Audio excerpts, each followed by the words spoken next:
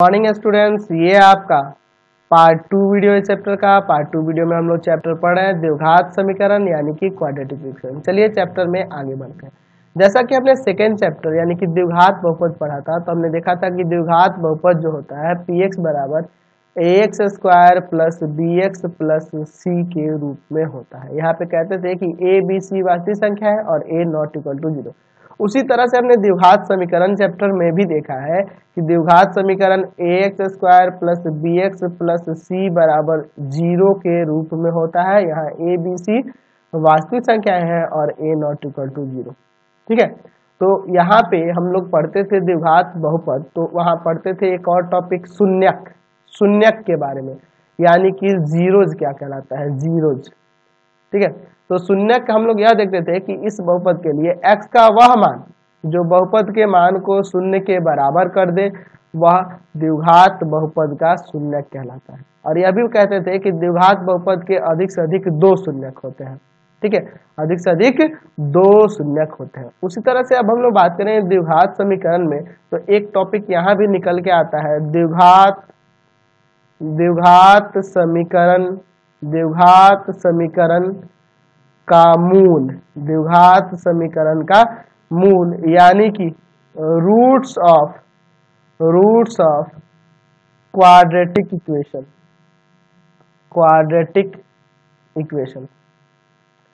Roots of quadratic equation. तो इसकी परिभाषा ऐसे लिख सकते हैं कि x का वह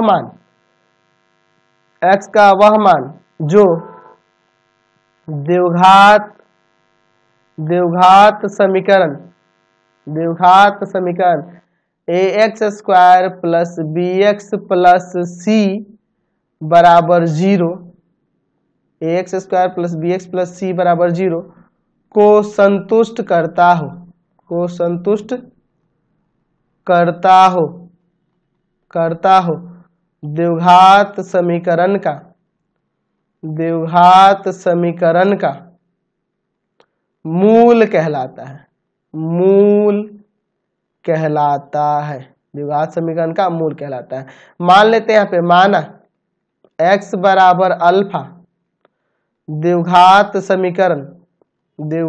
समीकरण ax square plus bx plus c बराबर 0 का मूल है। ठीक है, मान लेते हैं कि इसका यह मूल है। तो अगर यह इसका मूल है ना, तो इसको यह संतुष्ट करेगा। कहने का मतलब, तो यह लिख सकते हैं कि a alpha square plus b alpha plus c बराबर 0 होगा। ठीक है, इसको संतुष्ट करेगा क्योंकि यह इसका एक मूल है, इसलिए इस द्विघात समीकरण को यह संतुष्ट करेगा। समझ में आया द्विघात समीकरण का मूल क्या होता है। तो यहाँ हमने देखा द्विघात समीकरण का शून्य क्या होता है। तो जो द्विघात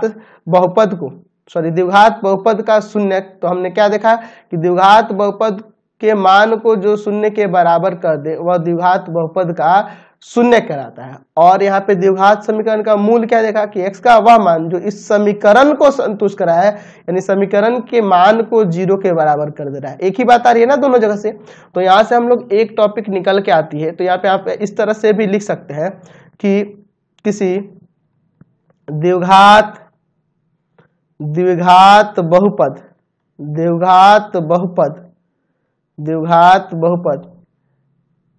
ax square plus bx plus c का शून्यक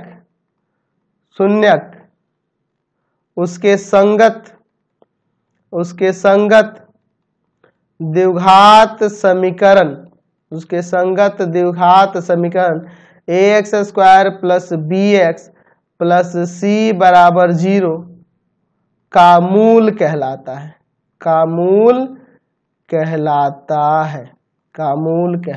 समझ में आया ना। यहाँ से यहाँ देख रहे हैं कि यहाँ देखिए बहुपद की परिभाषा हमने देखा, बहुपद में देखा कि किसी द्विघात बहुपद का शून्यक x का वह मान है जो इस द्विघात बहुपद के मान को शून्य के बराबर कर दे।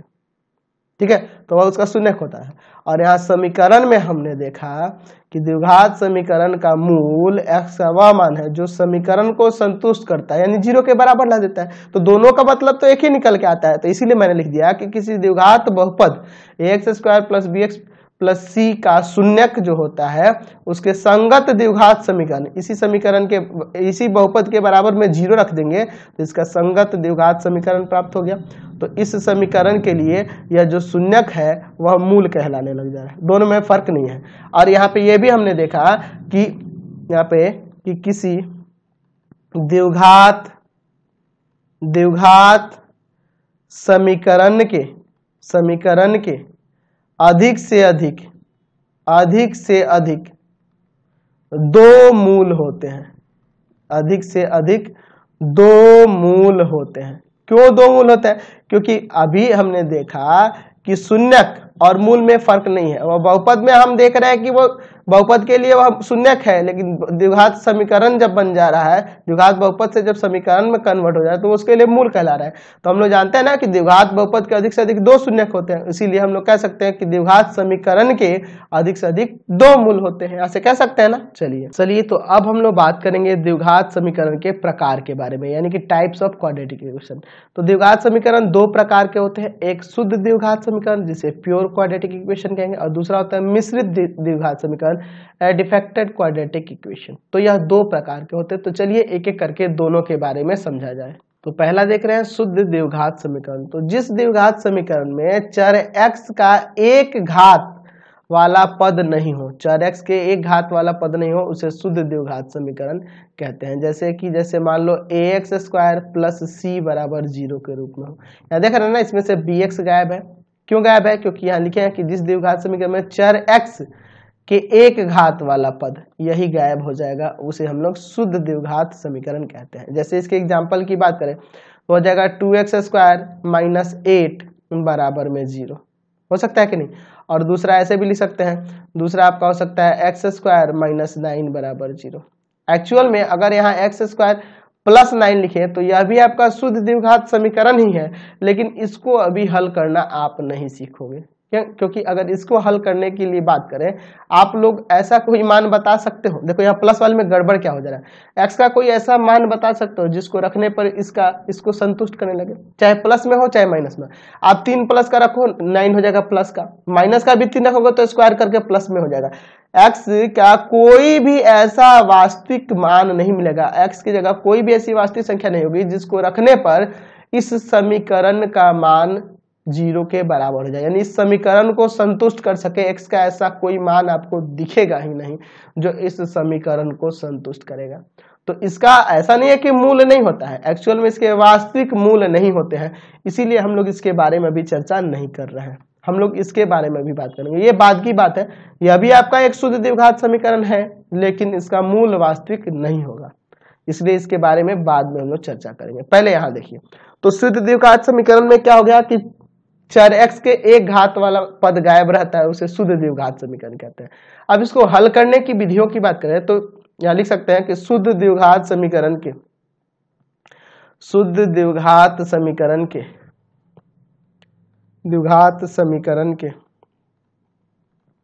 हल करने की विधियां। तो इसको हल करने की दो विधियां, मुख्य रूप से दो विधियां हैं। पहली विधि जो कहलाती है वह कहलाता है वर्गमूल विधि,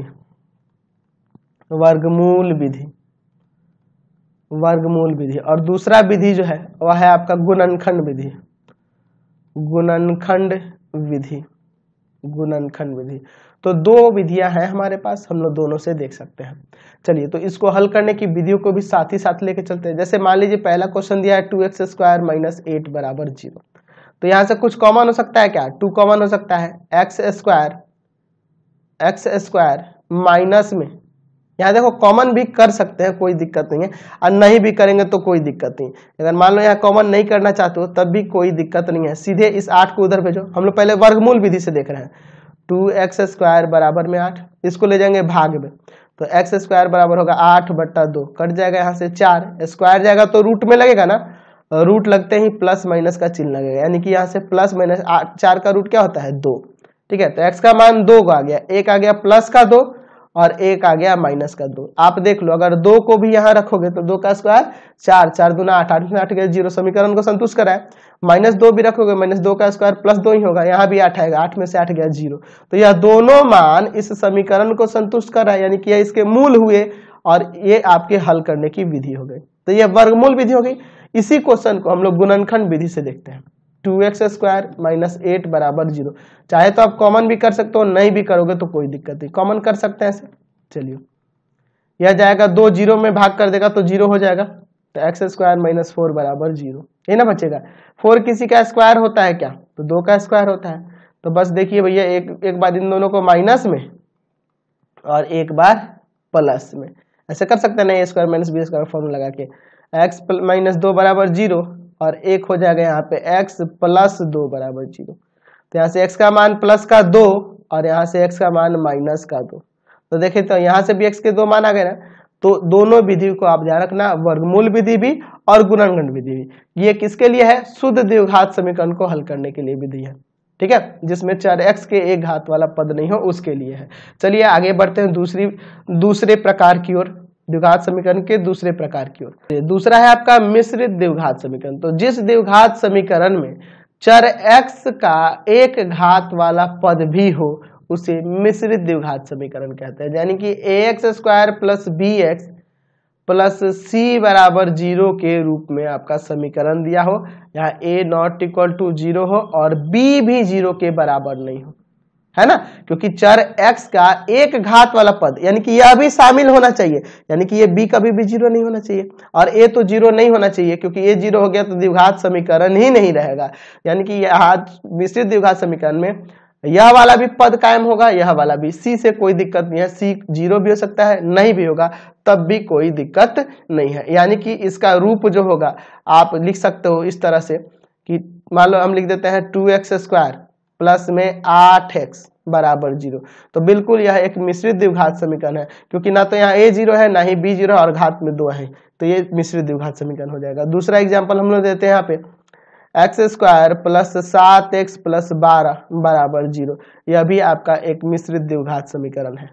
ठीक है, तो ये दोनों इस तरह के जो भी समीकरण दिए होंगे वह मिश्रित द्विघात समीकरण होंगे। यहाँ a और b 0 कोई भी नहीं होना चाहिए, a और b में से कोई भी। c 0 होगा तो कोई दिक्कत नहीं है, देख रहे हैं ना, c गायब है 0 है, तो इससे कोई दिक्कत नहीं है। तो इसको हल करने की भी 2 विधियां होती हैं, इसको भी हल करने की। तो लिख सकते हैं कि मिश्रित द्विघात समीकरण के हल की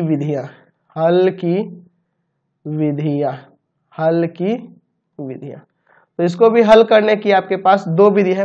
पहला विधि वह तो भैया आपका गुणनखंड विधि ही है, गुणनखंड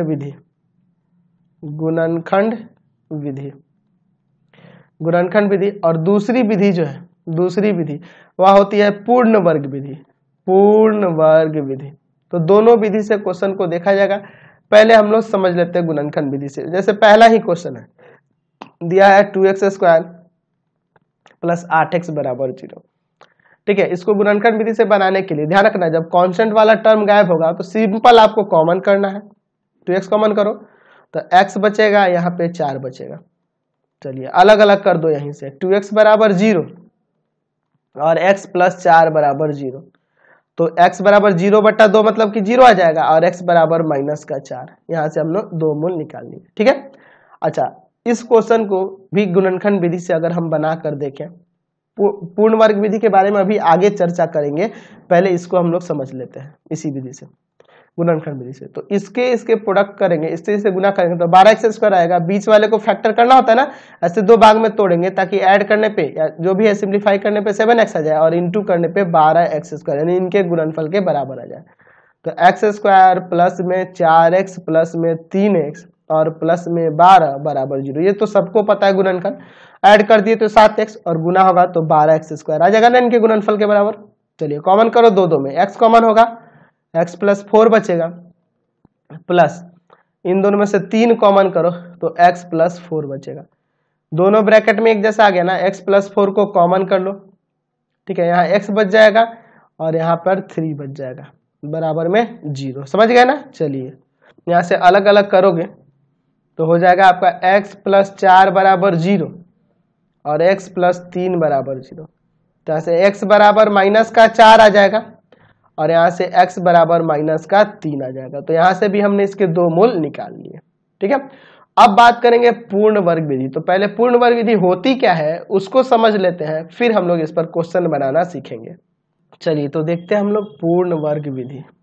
पूर्ण वर्ग विधि, पूर्ण वर्ग विधि यानी कि completing square method, completing square method, completing square method यानी कि पूर्ण वर्ग विधि। चलिए इसको हम लोग समझते हैं। ठीक है, अच्छा जैसे हम लोग जानते हैं कि द्विघात समीकरण जो होता है वह ax square plus b x plus c बराबर 0 के रूप में होता है और यहाँ a नॉट इक्वल टू 0 होता है। ठीक है, एक द्विघात समीकरण है, यहाँ लिख देते हैं द्विघात समीकरण है, द्विघात समीकरण है। ठीक है, चलिए तो यहाँ पे लेते हैं ax square plus b x plus c बराबर में 0। हमारे पास एक द्विघात समीकरण दिया है। तो पूर्ण वर्ग विधि में सबसे पहले क्या करना होता है कि एक्स स्क्वायर के साथ जो गुना में संख्या होगा उसको हटाना होगा, यानी इस a को हटाना है। ठीक है, तो a को हटाना होगा। कैसे हटाएं भैया, तो a हटाने के लिए हम लोग लिखेंगे कि दोनों तरफ a से भाग देने पर, a से भाग देने पर, दोनों तरफ a से भाग देने पर। ठीक है, अच्छा देखिए कभी क्वेश्चन बनाते समय ना अगर यहाँ a किसी का स्क्वायर हो यानी कि यहाँ 4 हो 9 हो तो हटाने की जरूरत नहीं पड़ती है, बिना हटाए भी काम हो जाता है। दोनों तरफ a से भाग देंगे तो ax स्क्वायर बटा में a प्लस b बटा ax प्लस में c बटा a बराबर में 0 बटा a। देखो a से a तो कट जाएगा, बच जाएगा आपका x स्क्वायर प्लस में b बटा ए एक्स और प्लस c बटा a बराबर में 0 बटा a 0 हो जाएगा। इसको उधर भेज देते हैं कांस्टेंट को, ध्यान रखना हमेशा। एक्स स्क्वायर प्लस b बटा ए एक्स बराबर में माइनस का c बटा a। ठीक है, चलिए अब आगे देखो इसके बाद क्या करते हैं। अब यहाँ हमें फॉर्मूले पे इसको सेट करना होगा। कौन से फॉर्मूले पे, तो a प्लस बी के होल स्क्वायर पे सेट हो जाए, यानी कि a square plus 2ab plus b square के फॉर्म में आ जाए, या a माइनस बी के होल स्क्वायर पे हो जाना चाहिए, a square minus 2ab plus b square. इन दोनों में से कोई भी फॉर्मूले पे ये सेट हो जाना चाहिए, तभी यह पूर्ण वर्ग विधि से क्वेश्चन बनेगा। चलिए तो देखो कैसा नियम है इसका। एक्स स्क्वायर को पहले लिख दिया, ठीक है, प्लस 2ab के फॉर्म में चेंज करना, यहाँ प्लस है यानी कि पहले वाले फॉर्मूले पे आएगा, प्लस 2 इंटू ए के जगह पे एक्स है ना, देख रहे हो ना ए स्क्वायर है यानी एक्स स्क्वायर है तो ये एक इसको मानेंगे, तो 2 इंटू एक्स इंटू बी की जगह क्या लिखेंगे, बी बटा 2a, क्योंकि दो ऊपर गुना किए हैं तो 2 से भाग भी करना होगा ताकि आप वापस में अगर इसको काटना चाहे तो फिर आपका ऊपर वाला ही आ जाए। तो देखो ए स्क्वायर प्लस 2 इंटू ए की जगह एक्स है और इंटू बी बटा 2a है ना, 2 से इसमें गुना किए इसलिए 2 से भाग किए ताकि काटने पे फिर वापस आपका क्वेश्चन ही आ जाए। तो ए स्क्वायर प्लस 2ab और इसी का स्क्वायर जोड़ना होगा तभी ना फॉर्मूले पे सेट होगा। तो यहाँ b बाई 2a का स्क्वायर LHS में जोड़ देंगे और यही काम RHS में भी दोहराएंगे, b बटा 2a का होल स्क्वायर जोड़ दिए। तो जोड़ने से ये फायदा होगा कि अगर इसको काटोगे तो फिर वापस आपका क्वेश्चन ही आ जाएगा। तो LHS में जोड़े हैं तो RHS में भी जोड़ेंगे ताकि वो बैलेंस हो जाए। तो यहाँ से यहाँ फॉर्मूला बन गया x प्लस b बटा 2a का होल स्क्वायर और बराबर में देखो यहाँ क्या हो जाएगा, b स्क्वायर बटा में 4a स्क्वायर माइनस का c बटा a। चलिए अब एलसीएम लेते हैं और इसको सॉल्व करते हैं। तो x प्लस b बटा 2a का होल स्क्वायर बराबर में एलसीएम लेंगे तो क्या होगा, 4a square b square minus इसमें से भाग करोगे 4a जाके c में गुणा करेगा तो 4ac आ जाएगा, यही ना आएगा आपका, है ना। अब इस स्क्वायर को उधर रूट में भेज देते हैं तो x प्लस b बटा 2a बराबर में हो जाएगा root under b square minus 4ac बटा में 4a स्क्वायर, तो प्लस माइनस भी लगेगा। x बराबर हो जाएगा यहाँ से माइनस का b बटा 2a, प्लस वाला उधर आके माइनस में, plus minus root under b square minus 4ac, और नीचे देखो 4 जो होता है 2 का स्क्वायर होता है और a स्क्वायर a का स्क्वायर हो जाएगा। ठीक है, तो ये रूट से बाहर निकल गया। अब यहाँ से एलसीएम ले लेते हैं, तो x बराबर आ गया 2a, यहाँ होगा minus b plus minus root under b square minus 4ac। तो यह जो प्राप्त हुआ यह x का मूल प्राप्त हो गया, x के दो मान आ गए, देख रहे हैं ना, एक बार प्लस में है minus b plus root under b square minus 4ac by 2a, और एक हो जाएगा x बराबर minus b minus root under b square minus 4ac बटा 2a। तो यह जो यहाँ से प्राप्त हो रहा है यह, इसे हम लोग द्विघात सूत्र के भी नाम से जानते हैं, द्विघात सूत्र भी कहते हैं, या इसको श्रीधराचार्य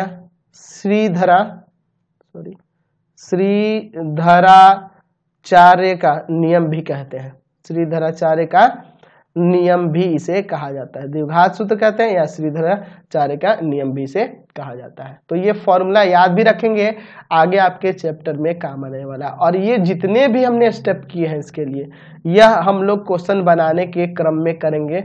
जब भी आपसे कहेगा कि पूर्ण वर्ग विधि से किसी द्विघात समीकरण को हल करिए, तब आपको यह विधि इसी तरह से स्टेप बाय स्टेप लगाकर x का मान निकालना होगा। और कह देगा द्विघात सूत्र की मदद से निकालिए, तो सीधे ये फॉर्मूला लगा देंगे हल करने के लिए, यानी कि उसके मूल को निकालने के लिए। चलिए अब यहाँ से एक और बात निकलती है विविक्तकर या विवेचक के बारे में, यानी कि अंग्रेजी में इसको डिस्क्रिमिनेंट कहा जाता है।